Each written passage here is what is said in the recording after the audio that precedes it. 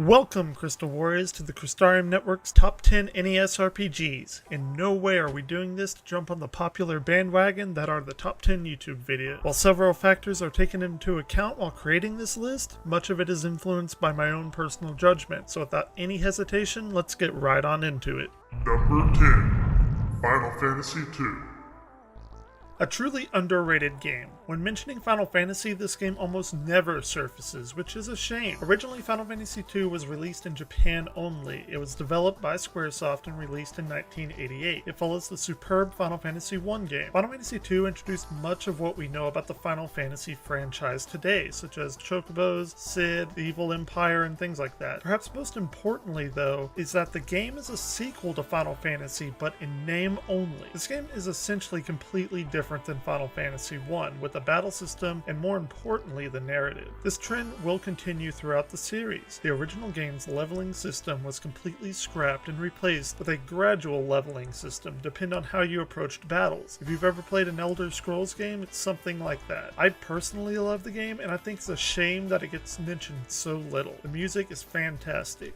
Like other most early Final Fantasy games, this does have several remakes spanning the Game Boy Advance, PSP, and PlayStation 1, so go check it out.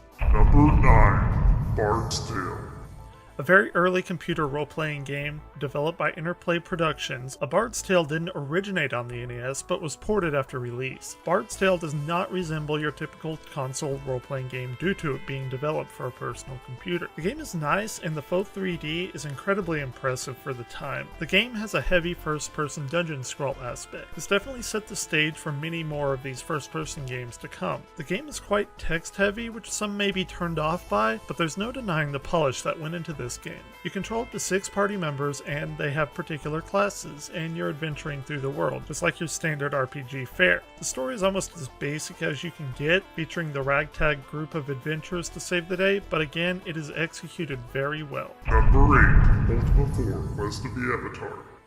Ultima 4 was developed by Origin Systems, and like the previous entry, the game did not begin on the NES, but it was ported to it later. The graphics and music on the NES port were completely overhauled. Dialogue options were reduced and party composition went from 7 to 4. Those changes almost make the game look completely different than what it originally was. The game's battle system is more akin to what you might find in a pencil and paper RPG, with you moving around on a battlefield rather than being in a static combat view as seen in most JRPGs at the time. The game was the gold standard before a few other little titles that came along that you might have heard of. Fans are divided about which version of the game is the best, but I believe the NES version has its merits. If you're interested in a solid Western-based RPG, try this one out. Number 7. Dragon Warrior 3.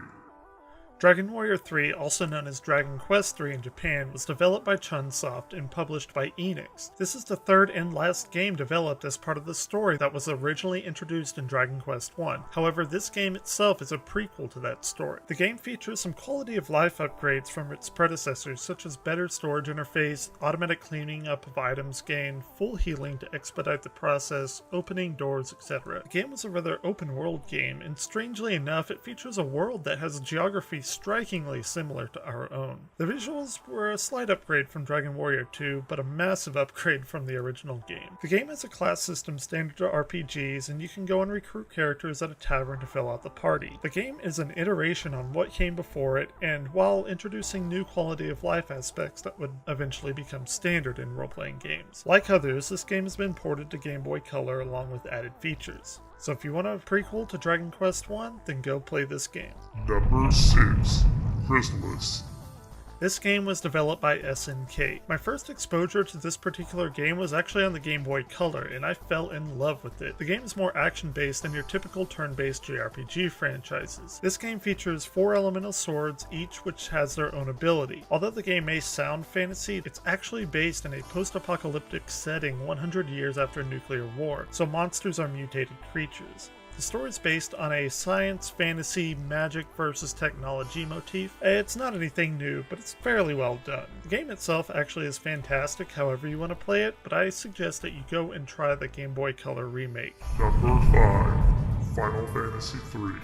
Another game released only in Japan initially, Final Fantasy III course corrects from Final Fantasy II a little bit and finds a happy medium between the original game and its sequel. The game expands on the job system and fully realizes it in the form that we know today, of the jobs being part of the crystal shards. It's one of the major aspects of all forthcoming Final Fantasy games. The battle systems cleaned up from previous installments and were introduced to special battle commands this time around. While Final Fantasy originally may have set the foundation, this game cements that series and what we think of today as a classic Final Fantasy game. The music's absolutely beautiful and has one of my favorite songs while traveling on the overworld. The game is also first to feature the iconic summons that have shaped the franchise into what it is today. If you want to check it out, there is a DS remake that's splendid, as well as an iOS port and a PSP remake.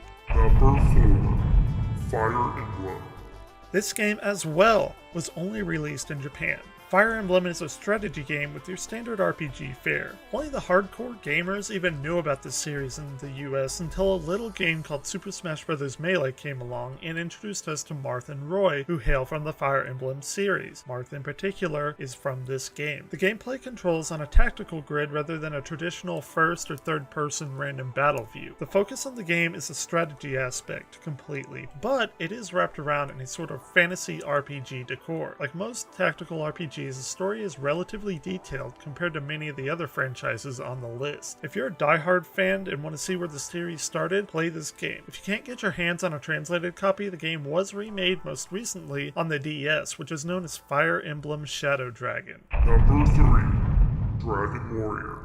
Developed by Chunsoft, Dragon Warrior, also known as Dragon Quest in Japan, began its long-running series with this game. The story is very, very basic. You're the chosen hero who has to save the world, but it executes it very well. You can't talk about Dragon Warrior without mentioning the slime, the game's iconic enemy. What is more impressive is that the slime has actually changed very, very little over the different iterations of the game. The game itself is presented in a very basic manner without a whole bunch of RPG jargon. For instance, spells are named Hurt and Hurt More, but not hilarious. It's actually a fantastic game to cut your teeth on when looking for old school RPG fun. Now you are going to get a bunch of grinding here, but again, these are older games. We also have this game to thank for starting another little franchise that you may have heard of. Number 2. Zelda 2.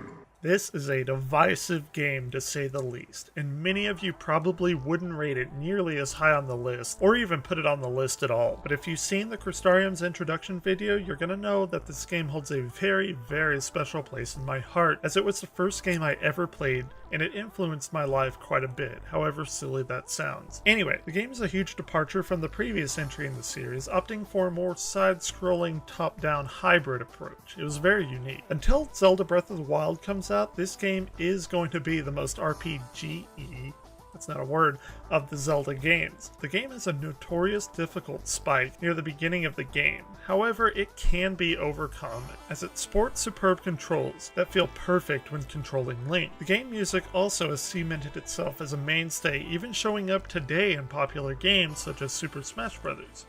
If you're up for a little challenge, please give this game a try. It's fantastic. Number 1. Final Fantasy.